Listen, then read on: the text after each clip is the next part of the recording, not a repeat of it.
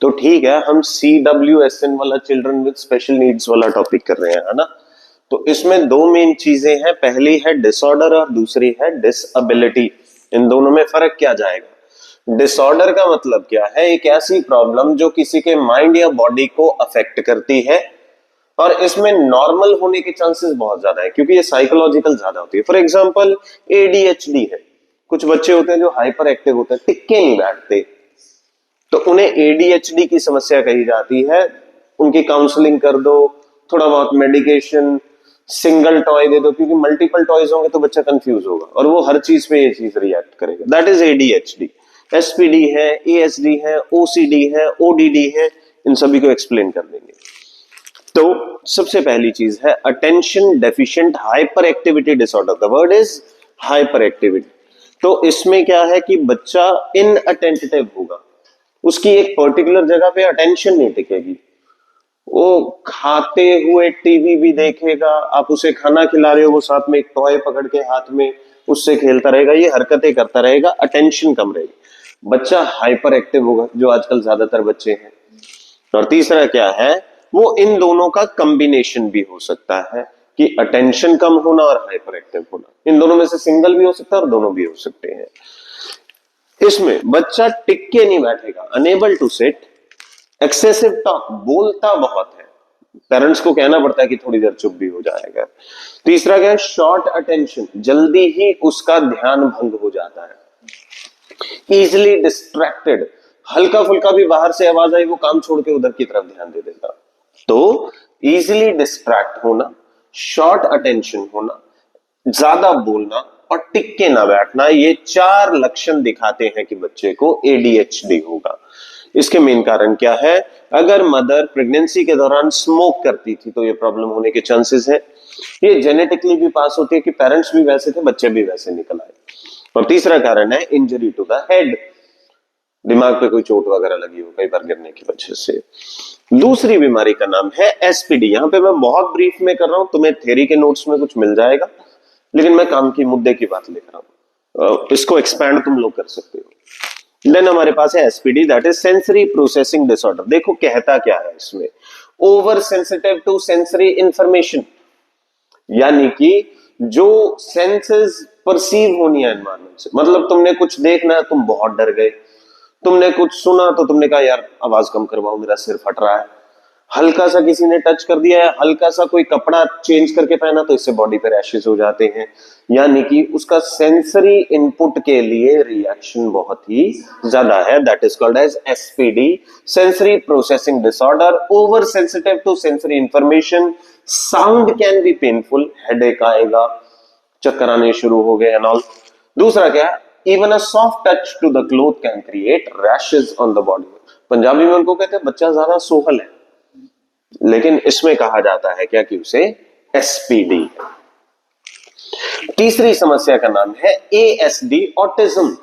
Autism वो शाहरुख खान वाली film थी माय नेम इज खान, इसमें बच्चा आई कांटेक्ट बना के बात नहीं करता है, वो हमेशा नीचे ऐसे करके बात करता रहेगा और बात को बार बार रिपीट करता रहेगा कि नहीं नहीं ऐसे नहीं है, ऐसे नहीं है, ऐसे नहीं है, वो मतलब सेम बात को बार बार रिपीट करेगा। ऑटिज्म स्पेक्ट्रम डिसऑर्डर क्या है? Difficulty in communication and social interaction, society से कटा रहेगा, सोसाइटी से बातचीत नहीं कर रहेगा, कॉन्फिडेंस बहुत कम होगा और आई कांटेक्ट बनाने में भी समस्या आती है, कभी भी आई कांटेक्ट बना के बात नहीं करता वो। देन रेपिटेटिव बिहेवियर, चीज को बार बार रिपीट करते जाना। मैंने सिर्फ वो पॉइंट लिखे हैं जो आपस में क्लैश नहीं हो रहे हैं, डिस्टिंग्विशेबल फैक्टर है। बहुत सारी साइकोलॉजिकल कंडीशन है जो इसमें मैच भी कर जाती हैं, पर हम सिर्फ डिफरेंशिएटिंग फैक्टर्स देख रहे हैं। चौथी चीज हमारे पास क्या है? That is ODD, oppositional defiant disorder. इसमें क्या है? परसिस्टेंट एंगर, हमेशा मूड खराब रहना, हमेशा गुस्से में रहना। कई बार हम कहते हैं ना बच्चा इनका हाइपर ही रहता है, हर टाइम झगड़ालू किस्म का है, हर टाइम गुस्सा रहता है, परसिस्टेंट एंगर रहता है, इरिटेबिलिटी, बहुत जल्दी खिंच जाता है वो, आर्ग्यूइंग, बात बात पे आर्ग्यूमेंट्स करता है, एंड डिसओबीडियंट, बात नहीं मानता। ये चार समस्याएं हमारे घरेलू इलाकों में, छोटे एरियाज में तो कॉमन मानी जाती है। ठीक है बच्चा है ऐसा, घर की परवरिश में ऐसा होगा, दिक्कतें होंगी, पर साइंस इसे ODD कहती है। तो इसमें बच्चे को एक और बुरी आदत होती है, खुद कोई चीज करके दूसरे पे ब्लेम डालना। मतलब एक तो सामने वाले के कान पे जड़ दिया और उसके बाद में खुद ही रोना स्टार्ट कर देगा कि हाय मेरे मारा। तो इसमें दूसरों को ब्लेम करने की टेंडेंसी बहुत ज्यादा होती है। देन हमारे पास आता है ओसीडी, ये तो ज्यादातर लोगों को होता है, ऑब्सेसिव कंपल्सिव डिसऑर्डर। इसमें डर बहुत लगता है और बुरे बुरे ख्याल आते हैं, वो ख्याल जो कि तुम नहीं चाहते हो पर वो माइंड में आते रहते हैं। एंजाइटी में भी ऐसा ही होता है। दूसरा क्या है, excessive focus on religious superstitious and praying excessively, यानी कि भगवान पे तुम्हारा विश्वास की बजाय अंधविश्वास हो जाएगा। तुम कुछ भी बुरा होता हो उसे तुम लिंक कर दोगे कि जरूर मेरे से पूजा पाठ में कोई कमी रह गई होगी, जरूर भगवान को मनाने में कोई कमी रह गई, तुम जरूरत से ज्यादा प्रे करते हो, तुम हर चीज में सुपरस्टिशन ढूंढते हो, रिलीजियस ओवर ही हो जाते हो, तुम्हें लगता है भगवान ही तुम्हारा पार पाएगा। उसके बाद next, a lot of time in washing and cleaning. तुम्हें चीजों की सफाई करने की, चीजों को अरेंजमेंट में लगाने की बड़ी दिक्कत होती है। हल्का सा तुम्हें चेयर पैटर्न डिस्टर्ब दिखा, तुम चेयर सीधी करने चले जाओगे। हल्का सा तुम्हें डस्ट दिखी, तुम उसे साफ करते रहोगे। एक ही कपड़े को बार बार धोते रहना, ये समस्या। Then repeated actions of double checking, gate बंद करने के बाद भी रात को 3 चक्कर लग जाएंगे कि मैंने गेट बंद कर दिया था या नहीं, मैंने गेट बंद कर दिया था या नहीं। ये समस्या होती है ओसीडी। तो इसके बाद में अगली चीज नेक्स्ट इज डिसएबिलिटी। 3 दिसंबर को दुनिया में वर्ल्ड डिसएबिलिटी डे मनाया जाता है। ये एमसीक्यू का क्वेश्चन हो जाता है। इसमें आप किसी एक्टिविटी को कंप्लीट नहीं कर पाओगे, inability to carry out certain activities. यहां पे माइंड की प्रॉब्लम थे डिसऑर्डर के अंदर, मोस्टली माइंड की है, मेंटल इश्यूज है ज्यादातर केसेस में। यहां पे क्या है, फिजिकल इश्यूज हो सकते हैं ज्यादातर केसेस में, मैं सिर्फ फिजिकल नहीं कह रहा हूं। Inability to carry out certain activities, unable to perform day to day common task. इसकी वजह हाथ नहीं है, पैर छोटे हैं, दिमाग की कमी है, मंदबुद्धि है, ये सारी समस्याएं। लेकिन उसमें क्या थे, ये सारे बिहेवियर वाले थे, इनमें बिहेवियर इश्यूज हैं। यहां पे बिहेवियर इश्यू नहीं है, ऑर्गन की कमी पाई गई या फिर इंटेलेक्ट की कमी पाई गई, समझ की कमी पाई गई। तो unable to perform day to day common task, no chance of being normal. अब हाथ कटा हुआ है, ये तो नहीं है कि हाथ दोबारा आ जाएगा, है ना। मंद बुद्धि है, ये तो है नहीं कि ब्रेन डेवलप करा लेगा, वो तो 3-4 साल की उम्र तक ही होना था। तो इसमें कितने तरह की डिसेबिलिटी है, physical, intellectual and cognitive. Physical का मतलब क्या है, ऑर्गन मिसिंग है, यानी अपर लिम्ब या लोअर लिम्ब में कोई डिसेबिलिटी है, जैसे पोलियो में हो जाता है लंगड़ा के चलना, हो सकता है हाथ पांव ही कटा हुआ हो। स्ट्रेंथ एंड स्टेमिना की कमी होना, कमजोर हो। स्टेमिना का मतलब क्या, बहुत जल्दी सांस फूल जाती है, तुम्हारी लंग कैपेसिटी बहुत कम चल रही है, ये फिजिकल डिसेबिलिटीज है। फिर आते हैं इंटेलेक्चुअल, यानी कि limitation in behaviour pattern, problem in judgement, problem in या लैक ऑफ प्रॉब्लम सॉल्विंग। तुम उसे कोई टास्क दे दो, उससे पूरा ही नहीं होगा, उसके समझ में ही नहीं आएगा वो। देन है कॉग्निटिव, कॉग्निटिव का मतलब है ऑब्स्ट्रक्शन इन स्टार्टिंग या storing, processing, producing information. Information को स्टोर करने में, प्रोसेस करने में और प्रोडक्ट फॉर्मेशन बनाने में तुम्हें दिक्कत रहेगी। ये मेमोरी रिलेटेड डिसऑर्डर है, जिसमें सबसे अच्छा एग्जांपल है डिसलेक्सिया, है ना। वो वर्ड्स इधर उधर होते रहते हैं, वो जो तारे जमीन पे बच्चे को होता है। देन इसके कॉज क्या है, ये बाय बर्थ होती है, इनबॉर्न। एक्वायर्ड कब होगी, या तो आपको कोई दिमागी बुखार आ गया था या पोलियो हो गया था, उसमें भी ये समस्या आ जाती है। एक्सीडेंट हो सकता है, उससे कोई हाथ पांव कट गया। एडिक्शन का कोई कारण हो सकता है, तुमने दवाइयां ही ऐसी ली कि तुम्हारे दिमाग का बैलेंस ही बिगड़ गया, तो उससे इंटेलेक्ट या कॉग्निटिव समस्याएं हैं। किसी झगड़े की वजह से तुम्हें चोट वगैरह आ गई। रॉन्ग वैक्सीनेशन, गलत वैक्सीनेशन लगवा देना, एक्सपायर्ड वैक्सीनेशन या खराब हुई वैक्सीनेशन लगवा देना। डेंजरस वर्किंग एनवायरनमेंट, तुम जहां काम करते हो वहां पे हैवी ऑब्जेक्ट्स के साथ डील होता है, तो इससे तुम्हारे कट लगने के चांसेस या डैमेज, बॉडी डैमेज होने के चांसेस ज्यादा रहते हैं। कोयले की खदान में काम करते हो, लंग्स की समस्या रहेगी, है ना। किसी गैस की फैक्ट्री में काम करते हो तो सांस लेने में परेशानी रहेगी। ये आपके वर्किंग एनवायरनमेंट से भी हो सकता है। तो इनसे डील करने के क्या एटिकेट्स होते हैं, एटिकेट्स मतलब जब तुम्हें ऐसा कोई पर्सन मिले तो तुम्हें कैसे डील करना है। There are certain guidelines for dealing with person with disability. पहला है, आप नाम लीजिए, डिसेबिलिटी मत बोलिए। यानी अगर वो चल फिर नहीं पा रहा है तो आप उसे ऐसे, ये लंगड़े इधर आ, ऐसे नहीं चलेगा। अगर वो देख नहीं पा रहा है तो आप उसे अंधे कह के नहीं बोलेंगे। अगर वो ओबीज है तो आप उसे मोटे कह के नहीं बुला सकते हैं। आप डिसेबिलिटी से मत बुलाइए, आप उसे उसके नाम से बुलाइए। जब तक वो हेल्प को एक्सेप्ट नहीं करता उसकी हेल्प मत कीजिए। आप जबरदस्ती हेल्प थोपेंगे कि ले मैं तेरी मदद करता हूं, वो कह रहा है मैं कर लूंगा, नहीं नहीं मैं तेरी मदद करता हूं, इससे वो इंफीरियर फील करेगा। देन आई लेवल कन्वर्सेशन, उससे आई कांटेक्ट करके बात कीजिए, चाहे वो नीचे ही देख रहा है, नीचे बैठिए उससे बात कीजिए, उसके आई लेवल पे आके बातचीत कीजिए। देन उससे हाथ मिलाइए, उससे पॉजिटिव एनर्जी दिखाइए और उसे कतई ये महसूस मत होने दीजिए कि आपको उससे डर है। नो फियर फ्रॉम डिसेबल, उसे ये फीलिंग नहीं दिलवानी है कि मैं तेरे से डर रहा हूं बात करते हुए। एंड देन नो सिंपैथी, उससे फालतू में सिंपैथी मत दिखाइए, वो बुरा फील करेगा। तो there are certain disability etiquettes. तो आता है चैप्टर का मेन हिस्सा, क्वेश्चन बनते हैं बड़े। ऑर्गेनाइजेशन प्रमोटिंग डिसेबिलिटी स्पोर्ट्स, यानी कि वो लोग जो डिसेबल या डिसऑर्डर के अंडर आ रहे हैं उन्हें फिजिकल एजुकेशन वाले सर्कल के अंदर कैसे लेके आए, उनकी पार्टिसिपेशन कैसे बढ़ाए, उन्हें स्पोर्ट्स में कैसे इंक्लूड करें ताकि उनका सेल्फ एस्टीम अप हो। तो इसमें तीन चीजें हैं, पहला है स्पेशल ओलंपिक्स, दूसरा है पैरालंपिक्स और तीसरा है डेफोलंपिक्स। तो सबसे पहला कौन सा है, स्पेशल ओलंपिक्स। इसमें मेजर समस्या रहती है डेट्स की, कमेटीज की, गोल्स क्या है, विजन्स क्या है। तो यहां पे एक पर्टिकुलर लिस्ट बनी हुई है, हम उस लिस्ट को देखेंगे। तो सबसे पहले आ रहा है हमारे पास कौन सा, that is special Olympics. Special Olympics सबसे पहले इंट्रोड्यूस किया गया 1968 शिकागो यूएसए में। जॉन कैनेडी जो अमेरिकन राष्ट्रपति थे उनकी बहन ने ये शुरू किया था 1968 में। इसमें नारा क्या दिया गया था, equal rights and equal opportunity. इसका लोगो क्या है, इसके लोगो में 5 लोग दिखाए गए हैं, यहाँ पे मैं बना नहीं पाया, और उन सभी की आर्म्स रेज्ड है, लेकिन सरप्राइजिंगली रेज्ड आर्म के बावजूद उनकी आर्म्स की लेंथ इक्वल है। दो चीजें हैं, एक तो बाजू उठी हुई है और बाजू की लेंथ सेम है। रेज्ड आर्म दिखाता है कि जॉय की फीलिंग है, एंड इक्वल आर्म्स दिखाता है कि सारे एथलीट्स बराबर है, चाहे वो डिसेबल है चाहे वो नॉर्मल है। देन ये 5 people joy happiness to all the children को ओवरऑल रिप्रेजेंट कर रहे हैं। उसके पार्ट्स ये दो चीजें रिप्रेजेंट कर रहे हैं, आर्म्स को स्पेसिफिकली देखें, ओवरऑल वो डिफाइन कर रहा है joy and happiness to the all children. India में स्पेशल ओलंपिक्स कब इंक्लूड किए गए, 1987 में, जिसे नाम दिया गया स्पेशल ओलंपिक्स इंडिया, और सन 2001 में इसका नाम बदल दिया गया, नाम रखा गया स्पेशल ओलंपिक्स भारत। इसमें सारी स्टेट्स और यूटीज, यूनियन टेरिटरीज को इंक्लूड कर लिया गया था।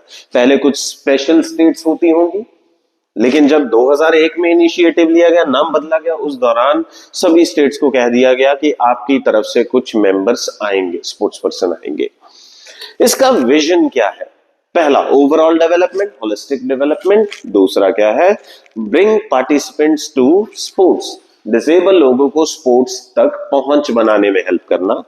Remains join to the school, अगर वो स्पोर्ट्स में पार्टिसिपेट करते हैं तो उनका स्कूल जाने का भी दिल करेगा। अदरवाइज सिर्फ क्लासरूम के अंदर बैठे रहना वो उन्हें बोरियत कर सकता है, वो इंफीरियोरिटी कॉम्प्लेक्स आने के भी चांसेस होते हैं कि पीटी पीरियड में बच्चे तो खेलने चले गए, मैं बैठा रह गया डिसेबिलिटी की वजह से।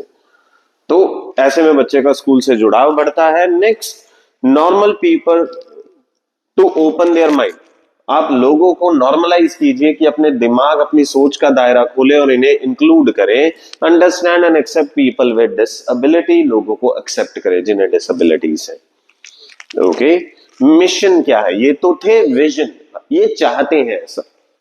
मिशन क्या है, किस चीज में मेन फोकस रहेगा, पहला है provide whole year sports training and competition. ये नहीं है कि कोई दिन आया 3 दिसंबर 4 दिसंबर उस दिन एक दिन खिला दिए, सारा साल इन पे ध्यान देना है। दूसरा, बूस्ट देयर सेल्फ एस्टीम, अगर वो पार्टिसिपेट करते हैं तो इससे उनका सेल्फ एस्टीम बूस्ट होगा। ये इसके 2 मिशंस हैं। इसकी कसम क्या होती है, ओथ क्या होती है, ओथ बहुत इंपॉर्टेंट है स्पेशल ओलंपिक्स की।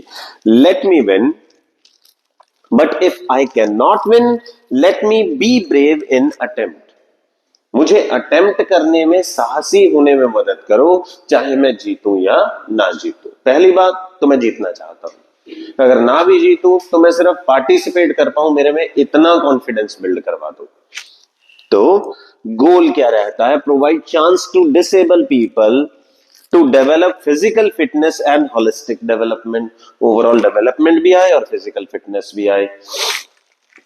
इसका लोगो 5 लोग जो रिप्रेजेंट करते हैं 5 कॉन्टिनेंट, 5 महाद्वीप, ठीक है, जैसे एशिया है, अफ्रीका है, अमेरिकन कॉन्टिनेंट है, रशिया है ना, ऑस्ट्रेलिया है। तो 5 लोग 5 कॉन्टिनेंट को रिप्रेजेंट करते हैं।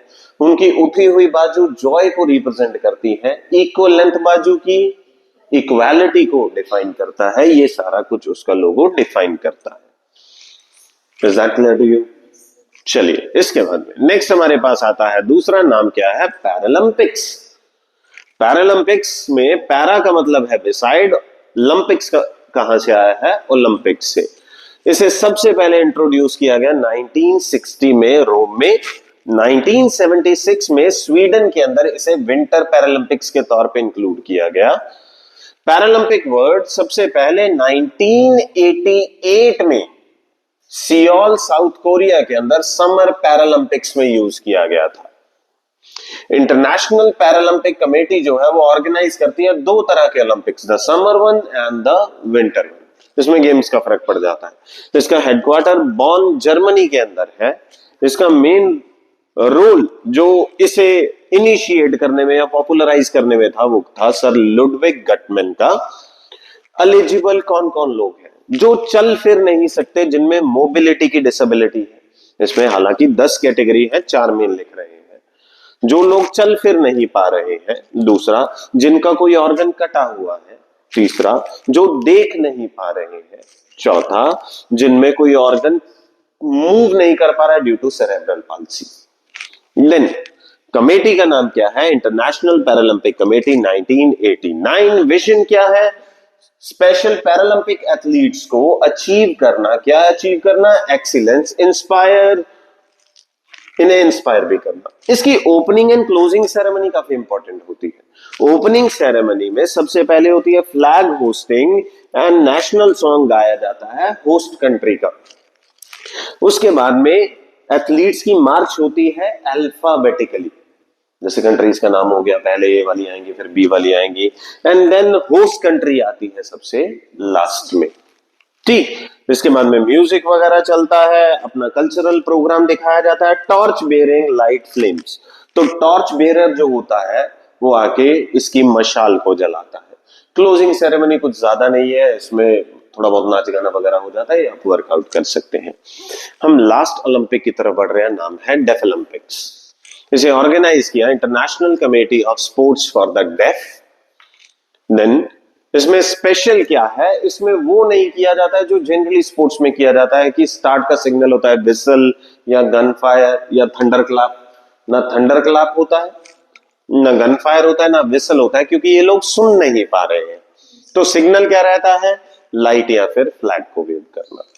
ठीक, इसे सबसे पहले 1924 में पेरिस में ऑर्गेनाइज किया गया था। ये सबसे पहले डिसेबल के लिए किए गए इनिशिएटिव्स में से एक है। इनका मेन मोटो क्या है? Equality through sports. कितनी कंट्रीज इसे होस्ट कर चुकी हैं? 21 कंट्रीज इसे होस्ट कर चुकी हैं। कई कंट्रीज ने तो अलग अलग शहरों में भी इसे अलग अलग टाइम पे होस्ट किया है। तो कंट्रीज हैं 21, सिटीज हैं 36। इसमें एलिजिबिलिटी क्या बनती है? हियरिंग लॉस वाले एथलीट्स जिनमें एटलीस्ट 65 डेसिबल तक की हियरिंग लॉस है। No hearing aids are allowed. Games के दौरान आप कोई भी कान में वो मशीन वगैरह लगा के नहीं खेल सकते हैं, आपको आपकी डिसेबिलिटी के साथ ही खेल के एक्सेल करना होता है। स्पोर्ट्स इसमें कौन कौन से इंक्लूडेड है? इसमें एथलेटिक्स होती है, इसमें वॉलीबॉल होता है, बैडमिंटन होता है, बास्केटबॉल है, जूडो कराटे है, स्विमिंग है, शूटिंग है, टेबल टेनिस एंड रेसलिंग है। तो यहाँ पे ये पूरे चैप्टर का ओवरव्यू कवर अप होता है। ठीक है, आज इतना ही करते हैं।